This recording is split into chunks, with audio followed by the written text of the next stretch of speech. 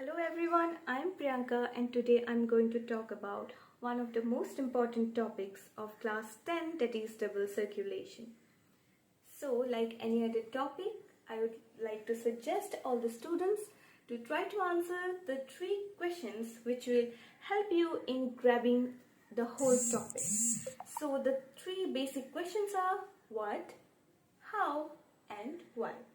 If you grab the concept of these 3 questions, that means we have grabbed the whole topic.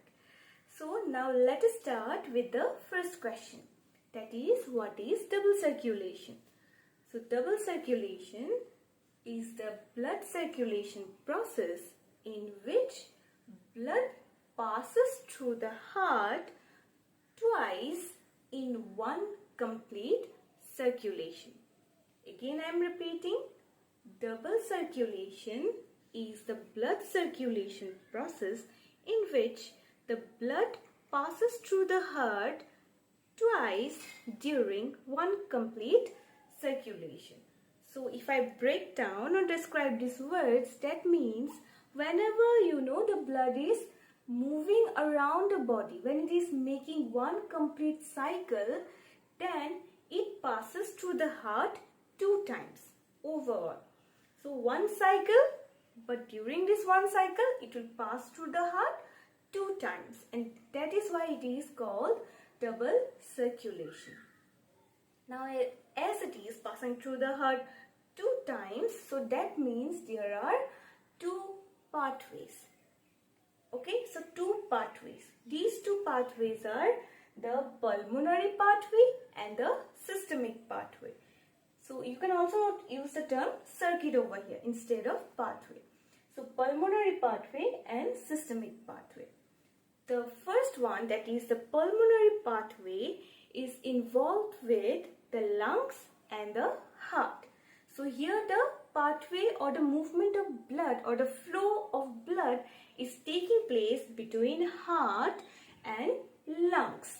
Also remember for your future, whenever the term pulmonary is there, that means it is definitely associated with lungs. Now the second pathway is the systemic pathway.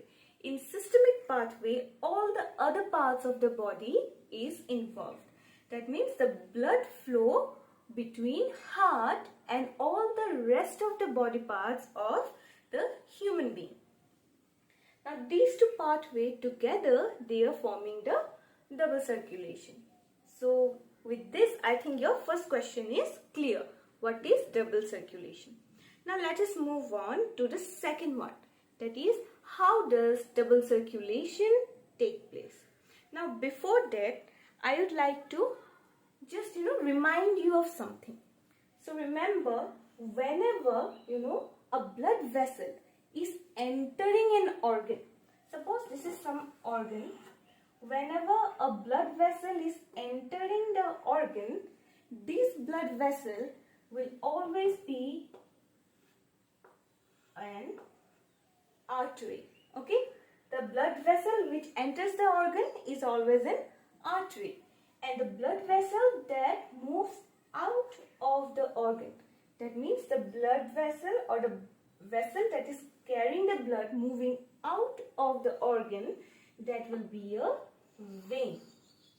So first of all, make this concept clear. That will help in understanding the circuits better. So the vessel carrying the blood inside is the artery, and the vessel carrying the blood outside is the vein. So this much clear? Now let us move on to the main process. We will start with the first circuit, that is the pulmonary circuit. So here we talked that it is about the movement of the blood between the heart and the lungs. So here in the diagram you can see this is the heart. This part is the right atrium, this part is the right ventricle, this one being the left atrium, and this one is the left ventricle. So I hope you have understood the structure of the heart over here. Now you can see that there, from the right ventricle, there is a blood vessel carrying the blood to the lungs. Okay, so from where to where the blood is going in the first circuit? From right ventricle of the heart, the blood is pumped. It is pumped by the heart to the lungs. Okay, so now as the vessel is carrying blood into an organ, remember, into the lung, which is an organ, so definitely it is going to be an artery. Okay, it is going to be an artery. So what is the name of the blood vessel? It is pulmonary artery, related to lungs, so pulmonary, and it is moving inside the organ, so it is an artery. Then you see the blood here in the lungs. What it will do? It will exchange the carbon dioxide and oxygen. Yes, so when we are breathing in, we are taking in the oxygen. Now that oxygen will get diffused into the blood here in the lungs. Also, the carbon dioxide that was in the blood earlier, that will be diffused out of the body again in this same location, that is in the lungs. So here, if in the lungs the oxygen is entering, that means the blood that has moved from the heart to the lungs was deoxygenated blood. That means the blood did not have oxygen. It lacked oxygen, and that is why. That means it needed oxygen. So where it traveled? It traveled to the lungs through the pulmonary artery. So the blood is moving from heart to the lungs. What kind of blood? Deoxygenated blood to the lungs to gain the oxygen and give out the carbon dioxide. After that, what will happen? That oxygenated blood. Now the blood here contains oxygen. So that blood will come and again enter the heart. In which part you see? The left atrium. So that will be via the pulmonary vein, because the blood is coming out of the organ. So it is a vein and it is associated with what? The lungs. So again the name here is pulmonary vein. So here you see oxygenated blood moved through the pulmonary artery into the lungs. It got oxygenated and then it moved back to the heart at the left atrium. So this is the first circuit, that is pulmonary circuit or pulmonary pathway. So I hope this much is clear. Okay. So let us move on to the next part, that is the systemic circuit. Okay. So we were where? Here the blood was here in the left atrium. Now the blood will be again pumped into the left ventricle. Okay, the blood will be pumped into the left ventricle. So now the blood in the left ventricle will be what? Oxygenated or deoxygenated? It will be oxygenated. Good. So from here you see the blood is again moving out and it is entering the tissue. Okay. So this oxygenated blood is moving out and entering the tissue or the other body organs. So if the blood is moving inside the organs, so definitely those blood vessels will be artery.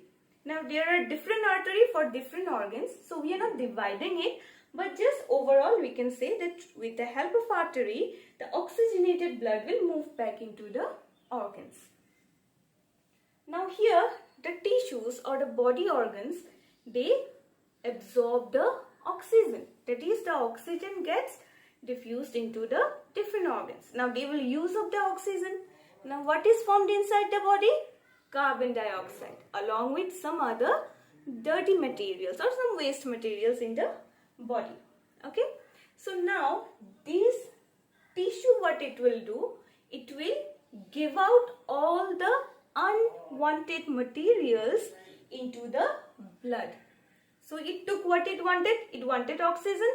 Now it will give out the unwanted substances, and one of the main part is here carbon dioxide. So now that will come from the tissue. Again and where it will go? The blood is no oxygen. That means it needs oxygen. So it will again go into the heart. And in which part it will enter? You see, it will enter the right atrium. It will go inside the right atrium and then it will be pumped into the right ventricle. So this deoxygenated blood will again move to the lungs for oxygen. So you see what has happened? In this whole process, the blood keeps on moving into the heart, right? Here also we saw that first it was in the heart, that it went into the lungs and it entered the heart again. So it was first cycle, one time it entered the heart. Now in the second cycle, the blood came out of the heart and then it went into the different tissues. It gave them the oxygen and the other nutrients. It took the carbon dioxide and then it moved back again into the heart. So see, 2 times it entered the heart, 2 times. So this is what double circulation is about. So what we saw, that this whole process includes 2 systems or 2 pathways. The first one being pulmonary circuit, the second one being the systemic circuit. Now both these together forms the double circulation. So second question also clear, what and how. Now let us move to the final question, that is why. So why? Basically, why was this needed? Why did we need this double circulation? Why could we not have just one circulation and could have gone to the heart just once and again come back? So this question we can also see as the significance of double circulation. Okay, significance of double circulation, or why double circulation is important.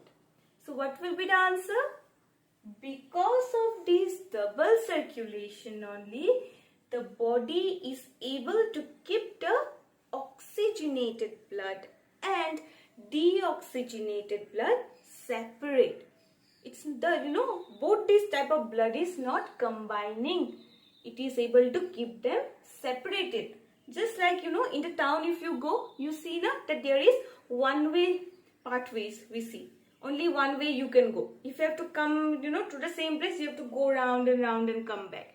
So what that does, that controls the traffic, that makes it better. Movement goes better, right? So when, the cars will move, it will take less time. It will be a less hassle. So same thing here. So whenever, it is moving through individual pathways, that time, here what will happen, the blood vessels will be able to carry more oxygen. Also it will be able to carry more carbon dioxide. So what will happen? There will be more efficiency in exchange of gases as well as in removal of metabolic waste. So what is the third answer? It is to keep the oxygenated and deoxygenated blood separated, as well as to make the efficiency more better. So here we are with the end of double circulation. I hope all the concepts are clear. If you have any questions, please feel free to ask me. Okay, thank you.